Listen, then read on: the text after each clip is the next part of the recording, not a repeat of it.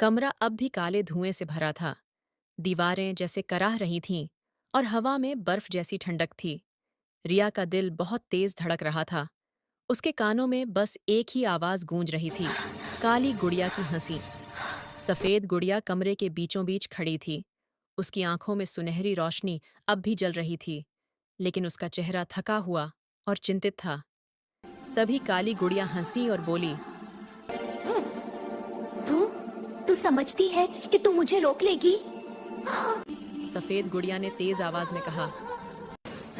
तू जितने बार भी यहाँ आएगी तू मुझे यहाँ खड़ा पाएगी। तू रिया का कुछ बिगाड़ नहीं सकेगी। दोनों के हाथ एक साथ उठे और एक भयानक टकराव शुरू हुआ। एक ओर सुनहरी बिजली, दूसरी ओर काला तूफान। रोशनी और अंधेरा जैसे आमने सामने भिड़ गए हों। पूरा कमरा कांपने लगा, खिड़कियां जोर से बंद हो गईं और हवा में एक सिसकारी गूंजी। काली गुड़िया की आंखों से लाल बिजली निकली, जो सीधे सफेद गुड़िया पर गिरी। लेकिन सफेद गुड़िया ने सुनहरी ढाल बनाकर उसे रोक लिया। दोनों अब हवा में घूमने लगीं। उनकी टक्कर से चिंगारियां उड़ने लगीं, दीवारों पर परछाइयां थिरकने लगीं। ये अब सिर्फ लड़ाई नहीं थी, ये प्रकाश और अंधेरे की जंग थी। एक जोरदार धमाके के साथ कमरा हिल उठा। कांच टूट गए, फर्श पर राख बिखर गई और काली गुड़िया जमीन पर गिर पड़ी। उसका एक हाथ टूट चुका था और चेहरा आधा जल गया था। वो दर्द से मुस्कुराई और बोली, तू समझती है तू मुझे रोक लेगी? तेरे जैसी कमजोर रोशनी मेरे अंधेरे को मिटा नहीं सकती।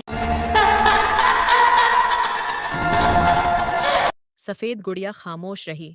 उसकी आंखों में अब भी रोशनी थी, लेकिन चेहरे पर बेचैनी झलक रही थी। काली गुड़िया ने और जोर से कहा, मैं फिर आऊंगी रिया, पर इस बार सिर्फ मैं नहीं आऊंगी। आवाज भारी और खौफनाक होती गई। तूने मुझे दर्द दिया, पर तू जानती है मैं तो बस एक खेल थी। असली खेल तब शुरू होगा जब वो आएगा। सफेद गुड़िया ने तुरंत पूछा, क्या मतलब है तेरा? कौन आएगा? कौन? बता बता। और धीमे स्वर में बोली।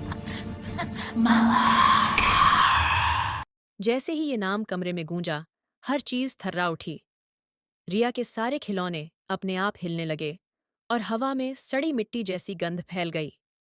सफेद गुड़िया उस नाम को सुनते ही ठिठक गई।